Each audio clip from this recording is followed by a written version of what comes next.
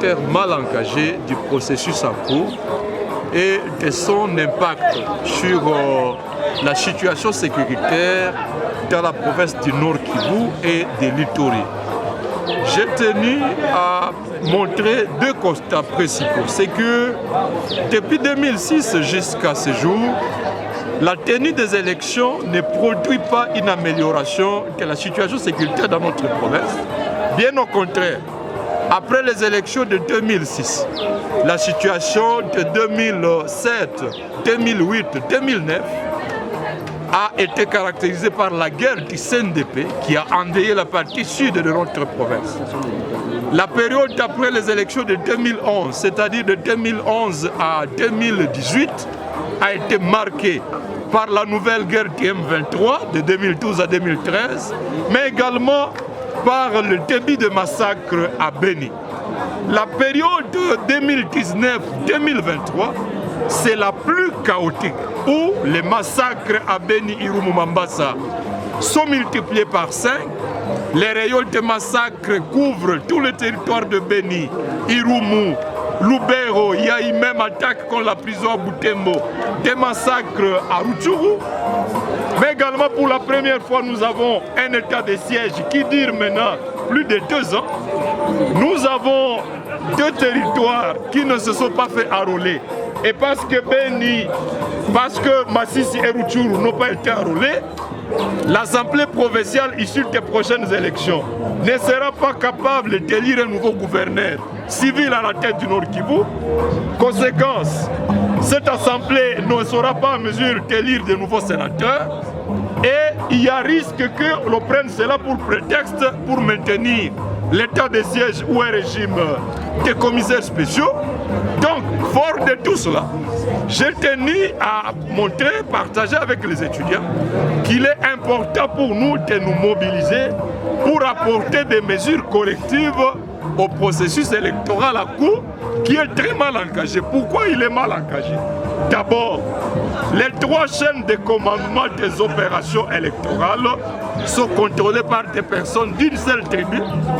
Vous avez la chaîne de la sécurité électorale qui va du ministère de l'Intérieur au ministre de la Justice, tous d'une même tribu.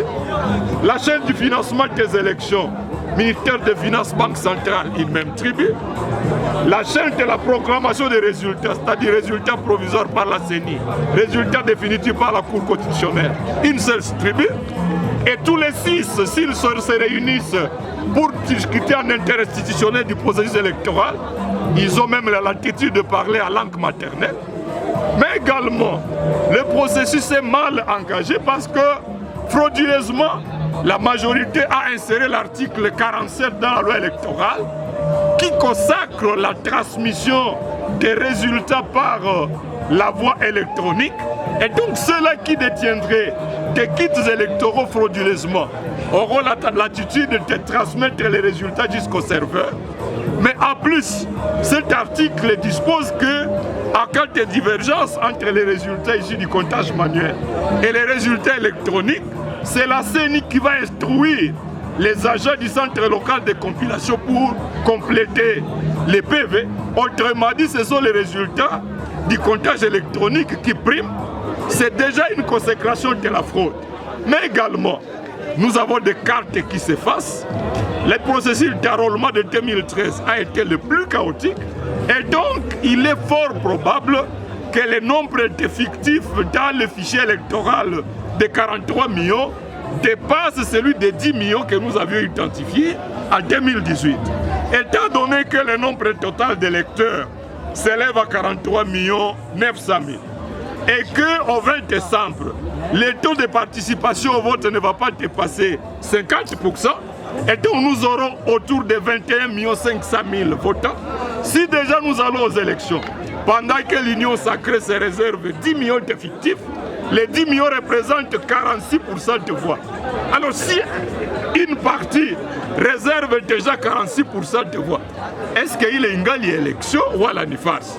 Raison pour laquelle nous disons, nous devons à tout prix faire un audit des fichiers électoraux.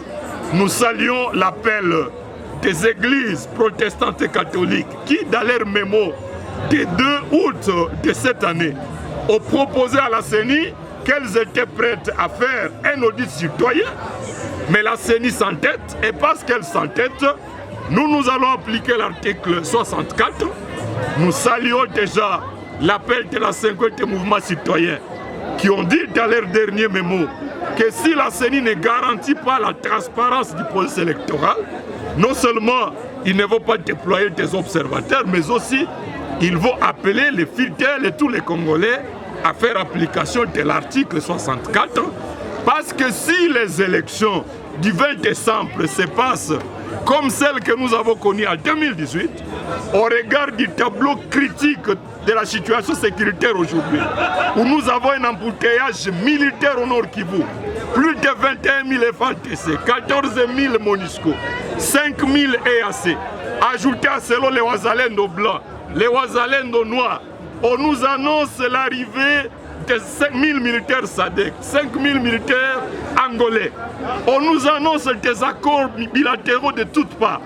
Si la situation au 20 décembre n'est pas corrigée, il y a des risques que nous courons. Le premier risque, c'est que les pays voisins, qui ont déjà des groupes armés sur notre territoire, qui ont déjà leurs forces régulières sur notre territoire, ils vont en profiter pour renforcer leur présence sur notre territoire. Les Burundais, les Rwandais, les Ougandais, nous risquons de nous retrouver dans une situation semblable à celle de la période de l'AFDEL ou du RCD. Le deuxième risque, dans certaines régions sous contrôle des forces étrangères, les citoyens congolais qui sont victimes des atrocités depuis plus de 25 ans, comme l'a dit Monseigneur Lévesque dans son message hier. Il a dit 25 ans d'atrocités, c'est trop, et que trop c'est trop. Mais ces populations-là, de Kainama, de Issal et de partout, qui voient que finalement certaines forces étrangères se comportent peut-être pacifiquement à leur égard, font des efforts pour apporter la sécurité.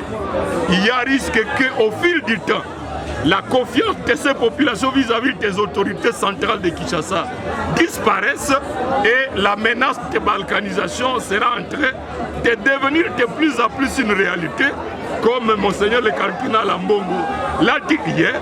Et pour cela, nous devons tout faire pour que le processus électoral en cours soit corrigé, que les institutions et les animateurs qui vont sortir des élections du 20 décembre se comportent différemment de celles des autorités qui sont issues des élections bâclées de 2018. Et pour ça, il faut que la jeunesse s'approprie l'article 64, que la jeunesse s'engage à ce que l'état de siège soit levé à tout prix, que les assemblées provinciales de l'Ituri Nord Kivu reprennent leurs fonctions pour mettre fin aux spoliations des terrains de l'État par l'état de siège, mais également cela peut constituer une mesure palliative au cas où Masisi et Rutshuru ne sont pas associés aux élections. Au moins nous aurons une assemblée provinciale capable d'agir à contrepoids contre les gouverneurs et d'être les relais des populations en synergie avec ceux qui auront été élus aux institutions nationales au niveau de l'Assemblée comme au niveau de la présidence de la République. Donc pour vous, il faut que l'état de siège soit levé à l'issue de la table ronde qui s'ouvre lundi à Kinshasa. Félix lui-même a avoué depuis le 4 mai 2022 que l'état de siège a échoué. On a fait recours aux militaires de l'EAC. On a fait recours à l'opération conjointe. On fait recours au Wazalendo. C'est dire que l'état de siège a complètement échoué.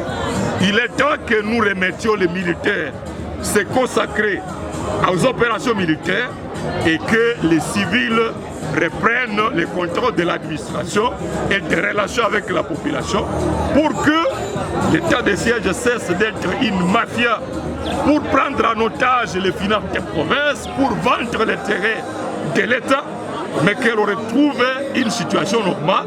Et même cette idée-là de commissaire spécial, personnellement, je n'en veux pas.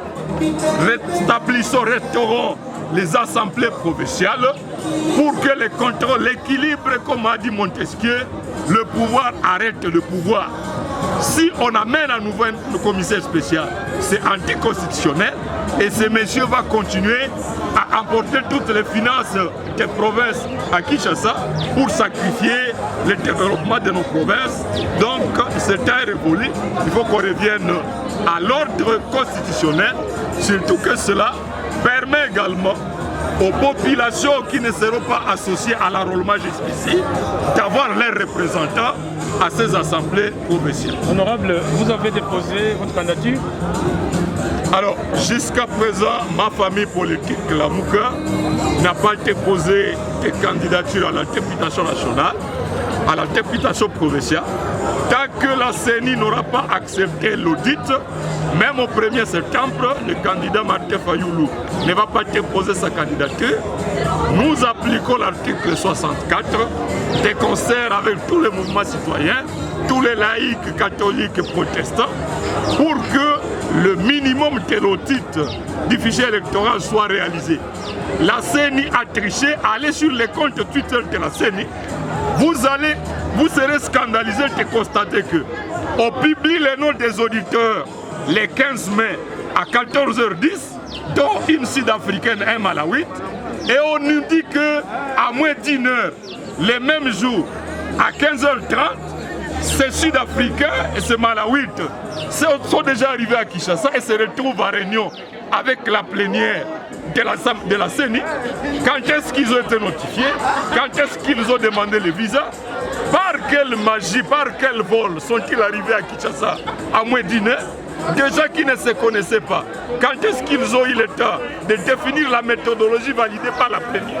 Ensemble, bref, la CENI se moque de nous et nous au niveau de la Mouka, avec toutes les forces, nous n'avons pas déposé, nous n'avons pas peur, nous allons obliger qu'il pleuve, qu'il neige, nous allons obliger la CENI à accepter le minimum d'audit, auquel cas, eh bien, nous allons continuer à appeler toutes les forces, sur pied de l'article 64, à résister contre toute tentative de confiscation du pouvoir, parce qu'un pouvoir usurpé ne va rien apporter à l'amélioration de la situation sécuritaire dans nos provinces, bien au contraire.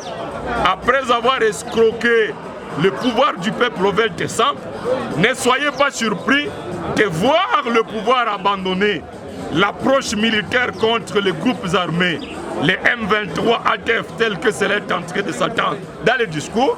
Nous risquons de voir ce pouvoir-là, n'ayant plus peur de la sanction du peuple, reprendre l'approche du dialogue dans lequel le pouvoir était engagé depuis 2009 jusqu'à mai 2022. Et cela sera un danger si on doit à nouveau retourner au dialogue pour accepter l'intégration des M23 dans l'armée, pour accepter amnistie et tout ce qu'on sort tel que vous suivez les chefs d'État de l'EAC les proposer, ce sera mortel pour nos populations. Et donc, nous avons l'obligation de faire en sorte que le processus électoral soit crédible et que nous soyons à mesure de sanctionner tous les dirigeants, aussi bien au niveau de l'exécutif que des assemblées, surtout l'Assemblée nationale et le Sénat, parce que l'amélioration de la sécurité, des situations sécuritaires, l'amélioration des conditions de vie de nos populations dépend de la qualité des dirigeants qui vont venir de ces élections, dépend de la configuration des rapports de force au sein de l'Assemblée, des rapports de force entre le président de la République et le Parlement.